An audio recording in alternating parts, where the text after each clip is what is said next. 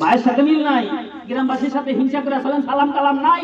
আর ঈদে আসবেন, বড় পাগুড়ি বাঁধবেন, নামাজ পড়বেন, আর মনে মনে করবেন যে আমার খুশি না, কোনটা হচ্ছে? কিন্তু আক্ষেপের বিষয়, আজকে খুশির দিনে আমি গুনাহগার মাওলানা মইনুল হক আমার মায়ের কাছে বিদায় নিতে গিয়ে আমি মায়ের সাথে রাগ করে আসলাম। এই দুইটা হলো আমার নবীর উম্মতের জন্য ঈদুল ফিতরের দিনের খুশির গান। জোরে কন্যা সুবহানাল্লাহ। আমি কিন্তু ভাই টাকার লোভে আপনাদেরকে নামাজ পড়াইতে আসি নাই। ঈমান আনার পরে ভালো ভালো কাজ করিবে, আমার আল্লাহ পাক ওই সমস্ত বান্দাদেরকে এমন একটা জান্নাত দেয়া দিবে, ফিতরা দেওয়া বাজে, আবার ঈদগাহে আসার আগে তোমাকে আদায় করতে হবে। আল্লাহ নবীকে জিজ্ঞাসা করা হলো, ইয়া রাসূলুল্লাহ, ইয়া হাবিবাল্লাহ, আমার আল্লাহ পাক রব্বুল আলামিন রোজা তো বান্দাদের জন্য ফরজ করে দিয়েছে। আজকে ঈদের উপলক্ষে আপনি ভালো থেকে ভালো খাবার খাইতে আসেন, আপনার আরশি করছি অনেক গরিব দুঃখিত আছে, তাদের বাড়ির খবর নিলেন না। আপনি যত ভালো মন্দ খান না, এই খানার উসিলায় কাল কিয়ামতের ময়দানে জাহান্নামে যেতে হবে। কারণটা কি? আরশি করছি গরিব দুঃখিত ফকির মিসকিন, যারা আজকের দিনও বাড়িতে নাস্তা রাঁধতে পারে নাই, যারা আজকের দিনও একটা ভালো কাপড় পরতে পারে নাই। আপনি তো কাপড় থাকতে কাপড় পরেছেন, এর জন্য হাসরের ময়দানে আল্লাহর কাজ করে গার আল্লাহ পাক করাবে, আপনার কাছে প্রশ্ন করবে। তাহলে এই জন্য বলছি ভাই, খুশি করতে গেলে নিজে যেমনি খুশি আরশি করছি দেশবাসী, তাহলে রোজার মাসে যেরকম রোজা থাকা ফরজ, তেমনি ভাবে একজন মালিক নিসাব যেই ব্যক্তি হয়েছে তার উপর আল্লাহ পাক রব্বুল আলামিন যাকাতুল ফিতর ওয়াজিব করে দিয়েছে। সাদকাতুল ফিতর ওয়াজিব কেন? আমার নবীজি বললেন, তুমি খাবে, তোমার একটা গরিব ভাই খাবে না, পাবে না, এটা তো হতে পারে না। এটাকে বলা হয় ইসলাম। জোরে কোন সুবহানাল্লাহ। রোজার পাশাপাশি রোজা যেমনি ভাবে ফরজ, এই রোজার মাসে একজন মালিক নিসাব ব্যক্তির উপরে আল্লাহ পাক রব্বুল আলামিন সাদকাতুল ফিতর ওয়াজিব করেছে। জোরে কোন সুবহানাল্লাহ।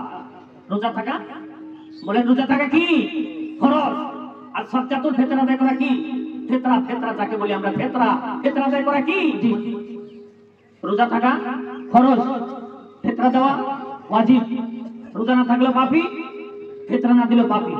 আর ওয়াজিব করার কারণ আমার নবী সাল্লাল্লাহু আলাইহি ওয়াসাল্লাম বললেন যে তুমি খাবে, তোমার আর এক ভাই খাবে না, পাবে না, এটা হতে পারে না। ঈদগাহে যাইবার আগে তোমাকে ফিতরা আদায় করে যেতে হবে। ফিতরা দেওয়া বাজে, আবার ঈদগাহে আসার আগে তোমাকে আদায় করতে হবে। তার উপকার, তুমি ভালো কাপড় পরেছো, তুমি ভালো খাবার খেয়েছো, তোমার গ্রামবাসী আশি-পশি যারা গরিব ফকির মিসকিন এতিম আছে, তারাও যাতে ভালো একটা কাপড় কিনতে পারে, তারাও যাতে একসঙ্গে ভালো খাবার খেয়ে ঈদগাহে আসতে পারে। এর জন্য সাদকাতুল ফিতর ওয়াজিব। আমি যখন ঈদের নামাজ পড়তে আসবো, বিদায় দিতে গেলাম, মা কয় তুমি আমারেও নিয়ে যাও। কাউকে তোমারে নিয়ে যাবো কে? গত ঈদেও না তুমি ওই বাড়িতে ছিলা, আজকে আইসাও বেকার আমার বাড়িতে থাকা লাগবে, ইচ্ছা তো এটাই করো। রাগ করবো না, রাগারাই করলাম তখন বুঝলো কতালে যাও। যদি কোনো মার সন্তান বিদায় গেছে আজকের এই খুশির দিনে, ওর মা খুশি নাই, আশেপাশে আরো দুটা বেটা আছে, দুটা বেটি আছে, তাও বারবার করে ওই বিদেশি সন্তানের কথা আমার মনে পড়ে যায়। যে এই খুশির দিনের উপলক্ষে হাজার হাজার টাকা পয়সা খরচ করে আপনারা আজকে খুশি জাহির করতেছেন। এমন তো পরিবার আছে যাদের বাড়িতে আজকে খুশি নাই, শুধু চোখের পানিতে বুক ভাসিতে আছে। কালকে সন্ধ্যায় একটা এমন খবর পাইলাম, এক বাপের তিনটা সন্তান গতকালই কবর দিয়ে কবরের পাশে দাঁড়িয়ে দাঁড়িয়ে কাঁদতেছে। আছে কি ভাই ওদের খুশি আছে? এক বাপের তিন বেটা মাটিতে দেখলাম কাঁদিতেছে। তাহলে কি ভাই তাদের বাড়ি থেকে খুশি আছে? খুশি নাই, খুশি নাই। আবার এই খুশিকে উদ্দেশ্য করে বিদেশ থেকে আসামের জমিনে ট্রেন আসার সময় উড়িষ্যাতে অ্যাক্সিডেন্ট হয়ে গেছে। খবর পাইছেন গত রাত্রে? মনে হয় কত মার সন্তান এই দুনিয়া থেকে অ্যাক্সিডেন্ট হয়ে গেছে। একটা ট্রেন অ্যাক্সিডেন্ট হয়েছে, কোন মানুষ মনে করে? তাহলে এই খুশির দিনে বাবা গুয়াহাটির থেকে একটা খবর পাইলাম, গুয়াহাটি আজকে মাছ বিক্রেতা নাই, বাঙালির আর মাছ পাইতেছে না। জালুকবাড়ি এসে দেখেন খালি মুসলমান, খালি মুসলমান। গাড়ির নিচেও যেরকম মানুষ, উপরেও সেরকম মানুষ। মানুষ মনে করা হয়ে গেছে বেউস। একটাই কারণ, ঈদের দিন, খুশির দিন, বাড়িতে যেতে হবে। একটাই তুচ্ছ, একটাই তুচ্ছ, সারা বছর কোথায় থাকছি, কি করছি করছি। দেখেন গত রাত্রে এরকম করে করে মানুষ আসতেছে, গাড়িকে গাড়ি, গাড়িকে গাড়ি, এই খালি একটা রাতের জন্য। খুশির দিন, ঈদের দিন, কারো ছেলে মেয়ে বাড়িতে আছে, হয়তো কারো মা বাপ বাড়িতে সেই কান্তাছে, আসতে কইতাছে, এরই জন্যে 200 টাকার ভাড়া 700 টাকা রিজার্ভ করে করে তাও বাড়িতে আসে। তাহলে খুশি জাহির করা লাগে। কি জাহির করা লাগে? খুশি জাহির করা লাগে। তাহলে ভাইবা আমি আপনাদেরকে বলতেছি শোনেন, তাহলে আসল খুশি এখন তো আমি আপনাদেরকে বুঝাইতে পারছি। আসল খুশিকে আমি বুঝাইতে পারছি। তবে আসল খুশিকে আমি বুঝাইতে পারছি। আসল খুশি তো হলো যদি কারো কাছে অন্যায় করেছি ক্ষমা চেয়ে নিতে হবে, আর দ্বিতীয়ত আল্লাহর কাছে তওবা করে গুনাহ থেকে মুক্ত হতে হবে, তবেই তো আপনি খুশি জাহির করলেন। আপনার খুশিটা ঈদুল আজহার দিন, ঈদুল ফিতরের দিন, এইগুলো তাকবীর বলতে বলতে বলতে বলতে ঈদগাহ পর্যন্ত যাবে, জামাতের সহিত 2 রাকাত নামাজ পড়বে যাই তাকবীরের সাথে। আসার সময় আপনি পাপের বোঝা নিয়ে এসেছিলেন, সমস্ত পাপের বোঝা এখানে রেখে আপনি এখন নিষ্পাপ হয়ে বাড়ির দিকে ফিরতে চাই করেছে। আল্লাহ পাক বলবে, হে ফেরেশতা তোমরা সাক্ষী থাকো, আমি এদের সবাইকে ক্ষমা ঘোষণা করলাম। সুবহানাল্লাহ। আমরা ঈদুল ফিতরের উদ্দেশ্যে এখানে এসেছি, তাহলে আমাদেরকে 2টি কাজ করতে হলো। কটি কাজ ভাই? আগে নিজের দেহটাকে পবিত্র করতে হবে। বান্দার কোনো হক নষ্ট করেছে, যদি বান্দার কোনো মুনাফাত দিয়ে থাকেন তাহলে তাদের কাছে ক্ষমা চেয়ে আপনাকে ক্ষমাটা নিয়ে নিতে হবে। আর দ্বিতীয়ত যদি আল্লাহর ইবাদত বন্দেগীর কমি করেছেন, গুনাহ করেছেন, কবিরা সগীরা করেছেন, শিরকি বিদআতি করেছেন, অন্তঃকরণে আল্লাহর কাছে ক্ষমা চেয়ে নিতে হবে, যাকে তওবা বলা হয়। এই 2টা কাজ যদি করতে পেরেছেন তবেই তো আল্লাহ পাকের কথা আপনি মানলেন, তবেই তো আপনারা কামিয়াবি হয়ে বাড়িতে ফিরে যেতে পারবেন। আমার আল্লাহ যেটা বলেছিলেন কোরআন শরীফের সূরা আলার ভিতরে, কাদ আফলাহা মান তাযাক্কা, যারা পবিত্রতা হাসিল করেছে তারাই সফল কাম হয়ে যাবে। তোমরা তোমার প্রতিপালকের স্মরণ করো, তার পাশাপাশি তোমরা তোমার রবের কারণে নামাজ পড়ো। তাহলে যে আমরা তাকবীরটা পড়লাম, আমার নবী যেই 2টা তাকবীর পড়তেন ঈদুল ফিতরের দিন বা ঈদুল আজহার দিন, সেই তাকবীর 2টা কি কি বললাম? আল্লাহু আকবার কাবীরা, আলহামদুলিল্লাহি কাসীরা, ওয়া সুবহানাল্লাহি বুকরাতান ওয়া আসীলা। আরেকটা তাকবীর হলো আল্লাহু আকবার, আল্লাহু আকবার, লা ইলাহা ইল্লাল্লাহ, আল্লাহু আকবার, আল্লাহু আকবার, লিল্লাহিল হামদ। যখন গুনগুন গুনগুন আওয়াজ করে সবাই যখন মুখে এটা বলবে, দেখবেন মৌমল একটা পরিবেশ সমাজে গড়ে উঠবে। কিন্তু পরিতাপের বিষয়, এই সমস্ত গান আমাদের মনে নাই। আমাদের মনে আছে বড় বেটি আইছে, ছোট বেটি এখনো বাড়ি পায় নাই। দিন খুশির দিন, বড় বেটি আইছে, ছোট বেটি আইছে নাই। বড় বেটা বিদাস, মাও কান দিতেছে, বা মা তো কান দিবে, মা কান দিবে না বেটার জন্য ঈদের দিন, খুশির দিন মা কান দিবে না? ভাই বন্ধু আত্মীয় স্বজনের সাথে সারাটা বছর হয়তো গরমিল ছিলেন, কিন্তু এই ঈদের উপলক্ষে, ঈদের দিনের উপলক্ষে ভাইয়ের চেহারার দিকে তাকায়া হাতে হাত দিয়ে ভাইয়ের সাথে মুসাফা করবে, সালাম দেবে আর বলবে, ভাই আমি অনেক অন্যায় করেছি, ক্ষমা চাই। এটাই হলো ঈদের দিনের পূর্ণের কাজ। ভাইয়ের সাথে মিল নাই, গ্রামবাসীর সাথে হিংসা করে সালাম কালাম নাই।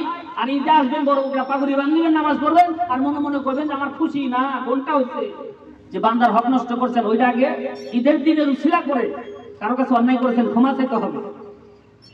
কাউকে ঠকায় খাইছেন, তার কাছে হাত পা ধরে মাপ নিতে হবে, তবে ঈদে আসলে আপনি খুশি জাহির করলেন। খুশির দিন উপলক্ষে ভাই বন্ধু আত্মীয় স্বজন দেশবাসীর সাথে কি মিলামেশা আগে হতে হবে, তারপরে ঈদগাহে আসতে হবে। ঈদগাহে এসেও তওবা করিতে হবে। ঈদের নামাজ শেষে পারলে মোনাজাতে আল্লাহর কাছে নিজের গুনার কথা মনে করে চোখের পানি ছেড়ে ছেড়ে কাঁদতে হবে। কিন্তু ভাই যারা ঈদের নামাজ অংশগ্রহণ করে অধিকাংশ মানুষ তো কান্দার, বাবা খুতবা দেওয়া সারা যায় না, দেখবেন আগেই বাগাল তার খুশি হলে গেছে কেনা।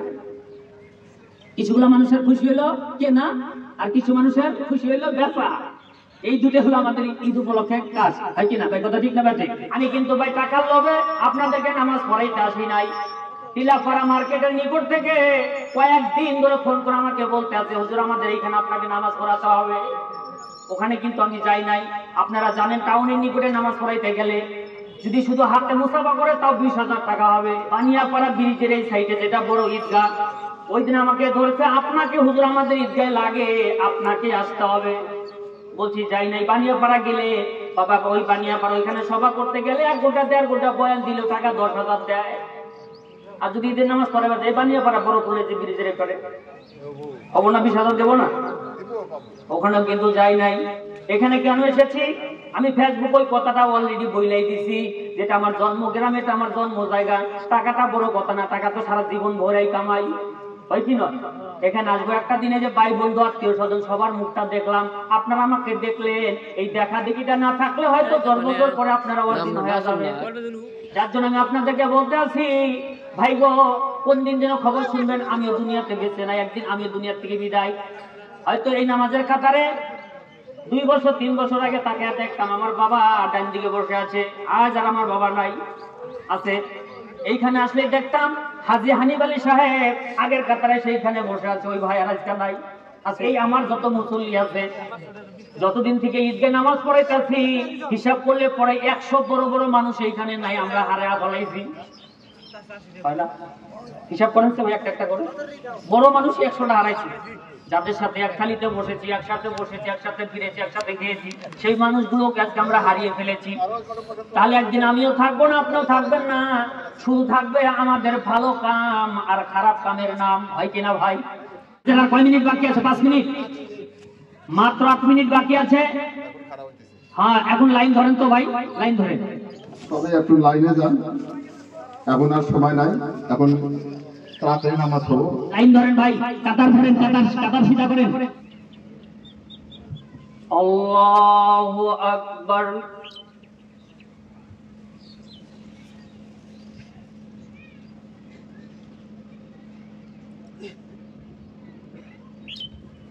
আল্লাহু আকবার।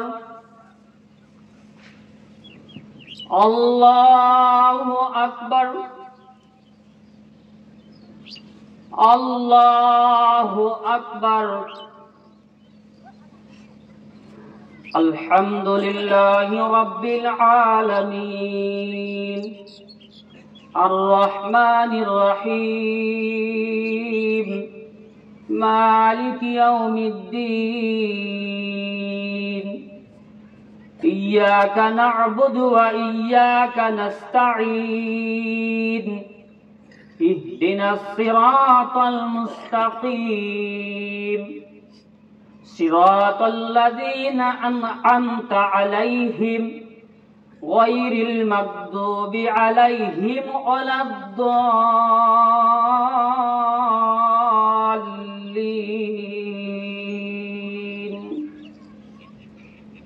سبح اسم ربك الأعلى الذي خلق فسوى والذي قدر فهدى والذي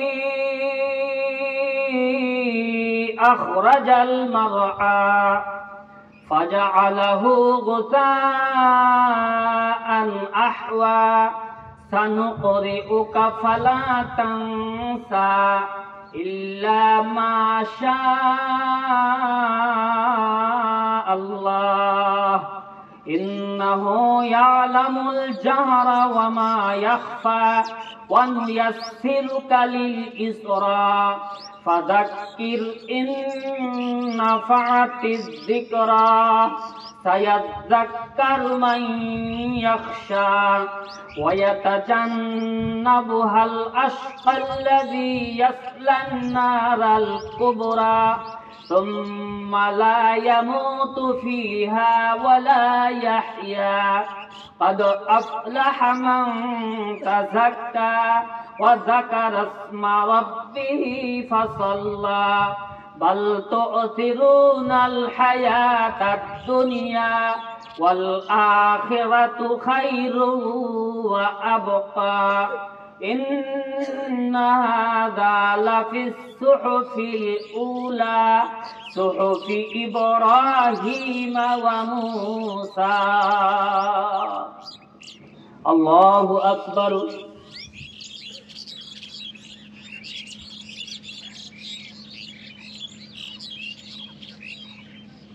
سمع الله لمن حمده الله أكبر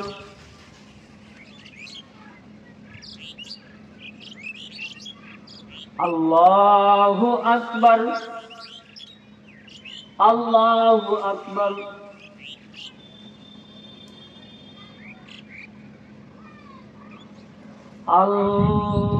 الله أكبر الحمد لله رب العالمين الرحمن الرحيم مالك يوم الدين إياك نعبد وإياك نستعين اهدنا الصراط المستقيم صراط الذين أنعمت عليهم غير المغضوب عليهم ولا الضالين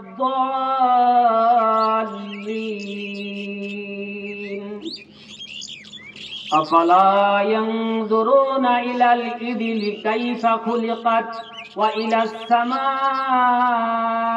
كيف رفعت وإلى الجبال كيف نصبت وإلى الأرض كيف سطحت فذكر إنما أنت مذكر لست عليهم بمسيطر إلا من تولى وكفر فيعذبه الله العذاب الأكبر إن إلينا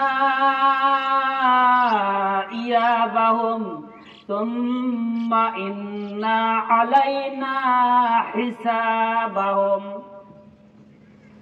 الله أكبر الله أكبر الله أكبر الله أكبر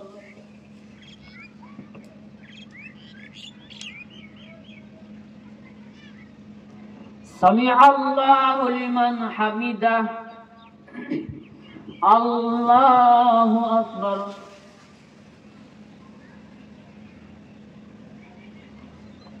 الله أكبر الله أكبر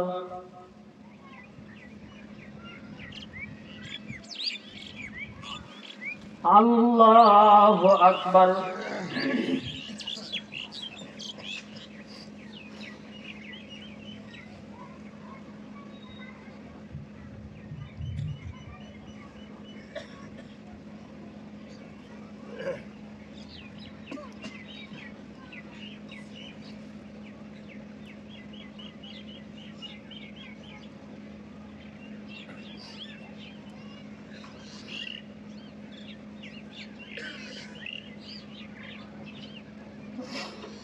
السلام عليكم ورحمة الله السلام عليكم ورحمة الله الله أكبر الله أكبر لا إله إلا الله والله أكبر الله أكبر لله الحمد الله أكبر الله أكبر لا إله إلا الله والله أكبر الله أكبر ولله الحمد الله أكبر الله أكبر لا إله إلا الله والله أكبر الله أكبر ولله الحمد الله أكبر الله أكبر لا إله إلا الله والله أكبر الله أكبر ولله الحمد الله أكبر الله أكبر لا إله إلا الله والله أكبر الله أكبر ولله الحمد الحمد لله المنعم المحسن الديان ذي الفضل والجود والإحسان ذي الكرم والمغفرة والامتنان الله أكبر لا إله إلا الله والله أكبر ولله الحمد أشهد أن لا إله إلا الله وحده لا شريك له ونشهد أن سيدنا ومولانا محمدا عبده ورسوله الذي أرسل حين شاع الكفر في البلدان صلى الله عليه وعلى آله وصحبه ما لمع القمران وتعاقب الملوان الله أكبر لا إله إلا الله والله أكبر ولله الحمد أما بعد فاعلموا أن يومكم هذا يوم عيد لله عليكم فيه عوائد الإحسان ورجاء نيل الدرجات والعفو والغفران الله أكبر لا إله إلا الله والله أكبر ولله الحمد وقد قال رسول الله صلى الله عليه وسلم إن لكل قوم عيدا وهذا عيدنا الله أكبر لا إله إلا الله والله أكبر ولله الحمد وقال رسول الله صلى الله عليه وسلم فإذا كان يوم عيدهم يعني يوم فطرهم باها بهم يعجون إلى الدعاء وعزتي وجلالي وكرمي وعلوي وارتفاع مكاني لأجيبنهم فيقول ارجعوا قد غفرت لكم وبدلت سيئاتكم حسنات قال فيرجعون مغفورا لهم الله أكبر الله أكبر لا إله إلا الله والله أكبر الله أكبر ولله الحمد وهذا الذي ذكر في ذلك اليوم كان فضله وأما أحكامه من صدقة الفطر والصلاة والخطبة قد كتبناها في الخطبة التي قبل نعم بقيت المسألتان فنذكرهم الآن الله أكبر الله أكبر لا إله إلا الله والله أكبر الله أكبر ولله الحمد الأول قال عليه الصلاة والسلام من صام رمضان ثم أتبعه ستا من شوال كان كصيام الدهر الله أكبر لا إله إلا الله والله أكبر ولله الحمد